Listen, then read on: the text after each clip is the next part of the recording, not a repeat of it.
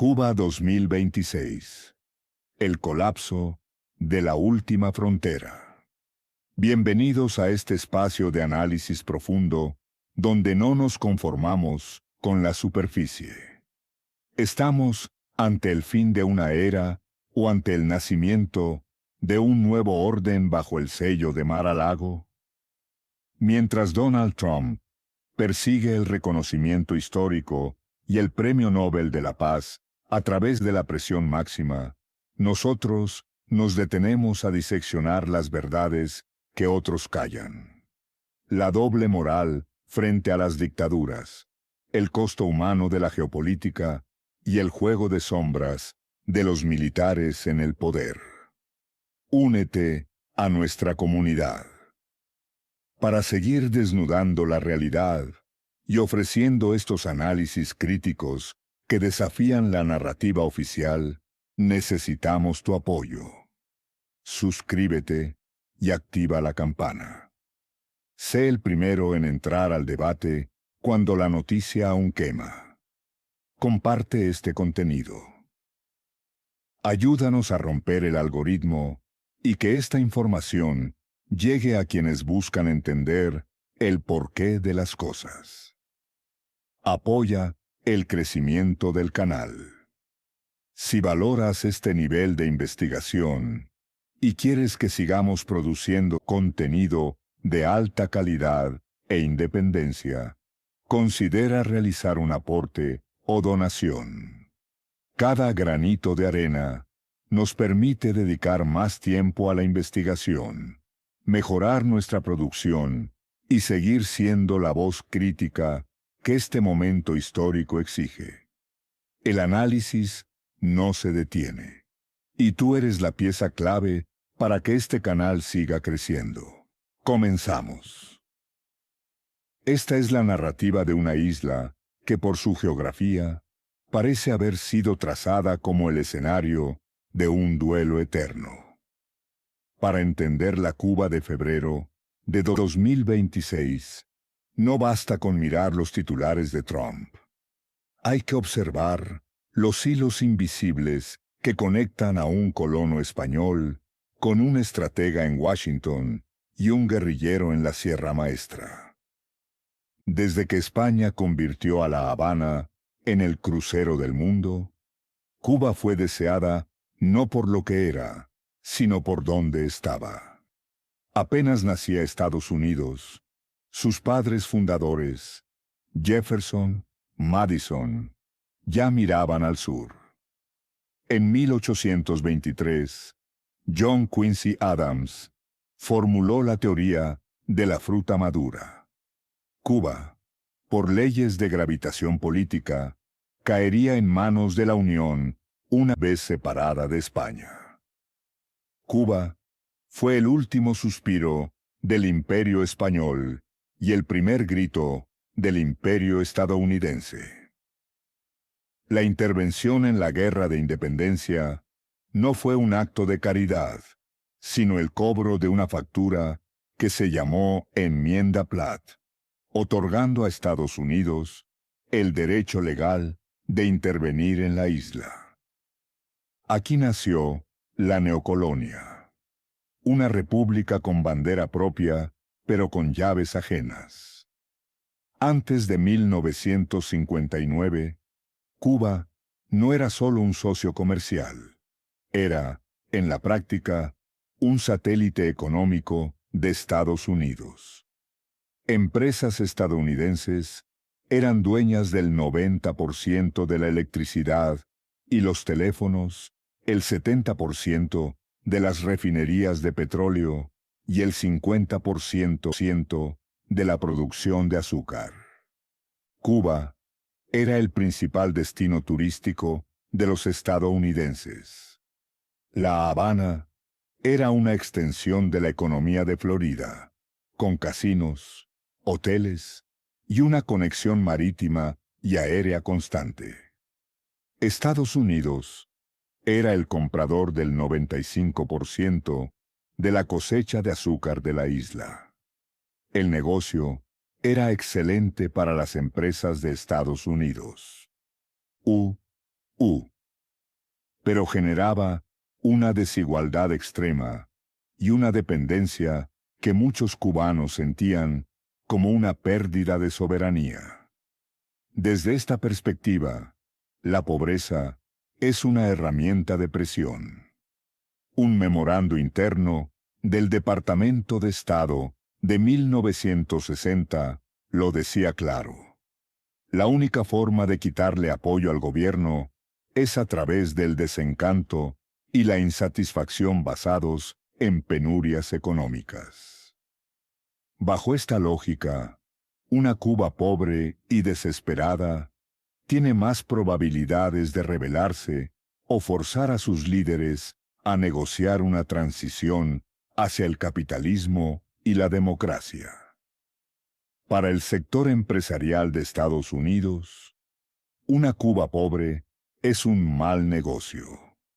Si Cuba fuera próspera, sería un mercado de $1.000 millones anuales solo para los agricultores estadounidenses. Arroz, maíz, carne. Una Cuba pobre genera olas migratorias masivas, como la que vemos en 2026. Para Washington, gestionar miles de balseros o migrantes en la frontera es un costo político y económico altísimo que preferirían evitar. Si a Estados Unidos le conviene vender productos, ¿por qué mantiene la asfixia? El voto cubano-americano en Florida es vital en las elecciones. Muchos en ese grupo prefieren la mano dura, total, hasta que el sistema colapse, incluso si eso significa pobreza para la isla. Estados Unidos no puede permitir que un modelo comunista a 90 millas sea exitoso o próspero bajo su influencia enemiga, Rusia/China. La pobreza de Cuba sirve como un contraejemplo para el resto de América Latina. El conflicto no se resuelve porque Cuba nacionalizó las empresas de Estados Unidos en los 60 sin pagar. Estados Unidos dice: si quieres prosperidad, primero paga lo que nos quitaste. A los negocios de Estados Unidos les convendría una Cuba rica y abierta al libre mercado. Al gobierno de Estados Unidos, sin embargo, le ha sido más útil políticamente mantener a Cuba bajo presión económica para demostrar que el sistema actual no funciona y forzar un cambio de régimen. En 1959, el guión de la fruta madura se rompió. Fidel Castro no solo expulsó a un dictador, Batista, sino que expulsó la influencia de Washington. Cuba pasó de ser el patio de recreo de Florida a ser la base de operaciones de la Unión de Repúblicas Socialistas Soviéticas. La crisis de los misiles de 1962 dejó una cicatriz permanente. Estados Unidos entendió que Cuba era el único lugar donde su seguridad nacional era realmente vulnerable. Lo que nació como una táctica para asfixiar a un gobierno joven se convirtió en una estructura legal rígida. Cuba aprendió a vivir en la escasez, y el gobierno usó el bloqueo como el cemento ideológico para justificar su control interno. Llegamos al presente crítico. La administración Trump ha actualizado la doctrina de presión. Ya no se trata de discursos, sino de geopolítica de tuberías. Cuba sobrevivió a la caída de la Unión de Repúblicas Socialistas Soviéticas, URSS, o Unión Soviética, gracias a Venezuela. Al intervenir en Venezuela, en enero de 2026, Estados Unidos cortó la arteria femoral de la isla. Al amenazar a México Con aranceles por enviar petróleo, Trump ha logrado lo que décadas de diplomacia no pudieron: aislar energéticamente a la isla. El mensaje es cínico, pero efectivo. Si no hay luz, no hay sistema.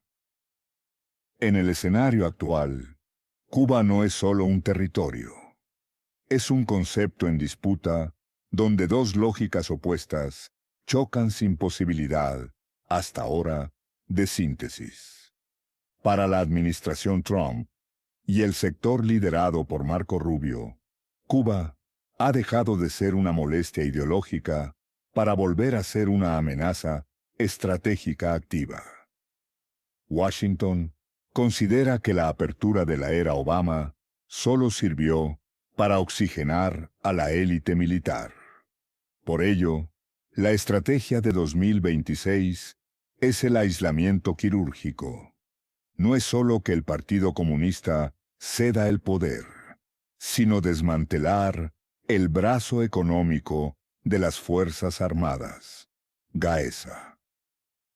Estados Unidos sostiene que mientras los militares controlen los dólares del turismo, no habrá democracia real. Ven con alarma la presencia de infraestructura de inteligencia china y rusa. Para Trump, recuperar el control sobre el suministro petrolero de la isla es la forma de limpiar el patio trasero de influencias extracontinentales. Desde el Palacio de la Revolución, la lectura es de una supervivencia numantina. Para ellos, el actual bloqueo petrolero no es una presión política, sino una declaración de guerra no convencional. La Habana utiliza la retórica de la soberanía para blindar cualquier concesión. Admitir reformas políticas bajo presión de apagones se percibe como una rendición incondicional. El gobierno sabe que el sufrimiento interno es su carta más fuerte y más débil a la vez. Por un lado, culpan al imperio de cada bombillo apagado para mantener la cohesión. Por otro, saben que si el hambre supera al miedo, el sistema colapsa. Su mayor fuerza de negociación es la amenaza del desorden. Una Cuba sumida en el caos es un generador de migración masiva y un foco de inestabilidad que Florida no puede absorber sin consecuencias políticas graves para el propio Trump. El punto de fricción más doloroso de este análisis es que, mientras ambas capitales juegan esta partida de ajedrez geopolítico, el ciudadano cubano ha quedado reducido a una variable de ajuste. Si Estados Unidos tiene éxito en su asfixia, el cubano sufre la miseria total para provocar un cambio. Si el gobierno cubano tiene éxito en su resistencia, el cubano sigue viviendo en una economía de guerra para preservar un modelo que no le garantiza lo básico. Este enfrentamiento ha llegado a un punto donde la diplomacia se ha vuelto puramente transaccional. Petróleo a cambio de concesiones políticas. Es una subasta de soberanía frente a una subasta de derechos fundamentales. La caída de Nicolás Maduro el mes pasado fue el primer movimiento del jaque mate. Al tomar Estados Unidos el control de las cuentas y el petróleo venezolano, Cuba perdió el 95% de su suministro vital. No es solo un embargo, es un cerco total. Al amenazar a México, Pemex, con aranceles, Trump logró que el último aliado regional suspendiera los envíos por miedo a las represalias comerciales en el TMSS. Hoy, aerolíneas como Air Canada han cancelado sus vuelos porque Cuba, por primera vez, se ha quedado sin combustible de aviación, jet fuel. Sin aviones, no hay turistas. Sin turistas, no hay divisas. El país está entrando en un cero energético, donde el 64% de la isla vive en la oscuridad total. Estados Unidos permitió la pobreza de Cuba por décadas porque le era útil como contraejemplo. Sin embargo, en 2026, Trump busca algo más que castigo. Busca un legado histórico. Tras derrocar a Maduro, sin una guerra a gran escala, Trump quiere colgarse la medalla de haber liberado el hemisferio. Cuba es la última pieza. Si logra que los militares cubanos capitulen antes del 11 de marzo, cuando se agotan las reservas críticas, se presentará como el pacificador que cerró la Guerra Fría. Ya no es solo ideología, es sacar a China y Rusia del Caribe. Washington ya no necesita a una Cuba pobre. Necesita una Cuba que sea nuevamente su socio comercial y que expulse las bases de inteligencia extranjeras. Venezuela fue destruida porque su caos afectaba el suministro global de petróleo y la seguridad regional. Cuba está siendo asfixiada porque es el último bastión de potencias enemigas. China barra Rusia en el patio trasero de Estados Unidos. El Salvador es visto de forma distinta.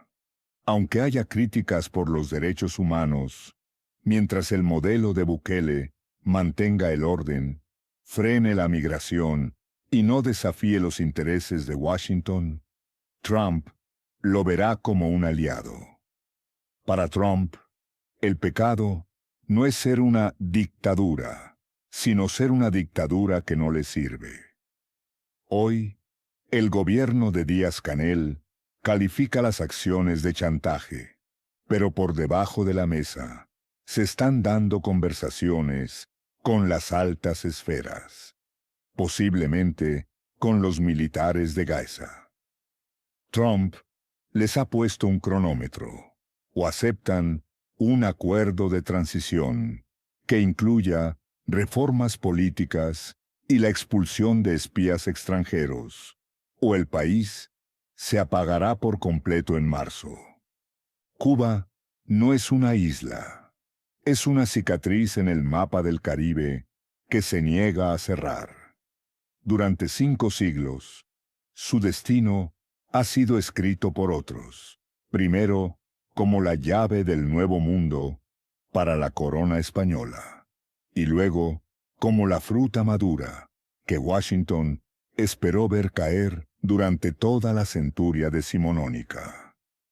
Sin embargo, en este febrero de 2026, la narrativa ha abandonado el romanticismo de la resistencia para adentrarse en la frialdad de la supervivencia biológica.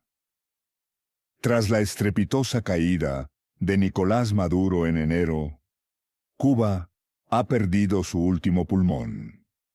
Lo que hoy vive la isla no es solo una crisis económica, es una asfixia programada. Estados Unidos, bajo la administración Trump, ha dejado de permitir la pobreza cubana como un contraejemplo estático para convertirla en un arma de precisión. Al interceptar el petróleo venezolano y amenazar a México con aranceles masivos, Washington ha colocado al gobierno de Miguel Díaz-Canel frente a un espejo roto. Un Estado que no puede encender la luz de sus hospitales ni el motor de sus aviones, es un Estado que ha dejado de existir en términos prácticos. La gran paradoja de este tiempo es el trato diferenciado de las potencias hacia el autoritarismo. Mientras Cuba y Venezuela son asfixiadas bajo la etiqueta de amenazas a la seguridad nacional, principalmente por su coqueteo estratégico con China y Rusia, otros modelos de mano dura en la región son tolerados o incluso admirados mientras sirvan a los intereses de orden y control migratorio de Washington. Para la Casa Blanca de 2026, la democracia es el argumento, pero la lealtad geopolítica es la moneda de cambio. Hoy, mientras los apagones de 20 horas consumen la esperanza en las provincias cubanas, se libra una batalla silenciosa en los despachos de Mar-a-Lago.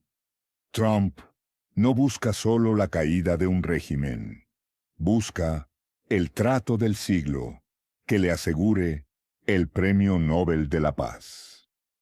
Analistas y observadores internacionales coinciden en que el mandatario estadounidense ha diseñado esta crisis para presentarse como el gran pacificador que cerró la Guerra Fría sin disparar un solo misil.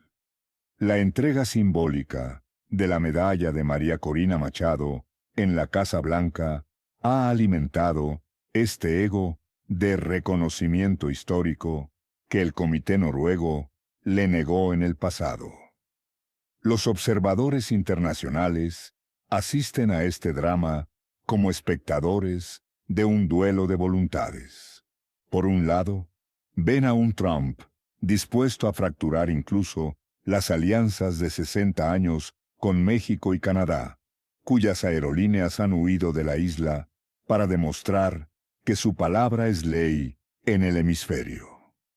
Por otro lado, ven a un gobierno cubano que tras décadas de ignorar las necesidades básicas de su pueblo, apelando a la soberanía, ahora se ve forzado a mendigar diálogo bajo la mesa para evitar que el país se apague definitivamente el próximo 11 de marzo. Estamos ante el fin de la excepcionalidad cubana. Ya no se trata de quién tiene la razón ideológica, sino de quién controla la válvula del combustible. La pregunta ya no es si el sistema puede resistir, sino cuánto vale la soberanía de una nación cuando se convierte en la moneda de cambio para el legado personal de un presidente estadounidense que ha decidido que después de 60 años de amistad o ignorancia, ya no necesita que Cuba sea pobre, sino que sea suya.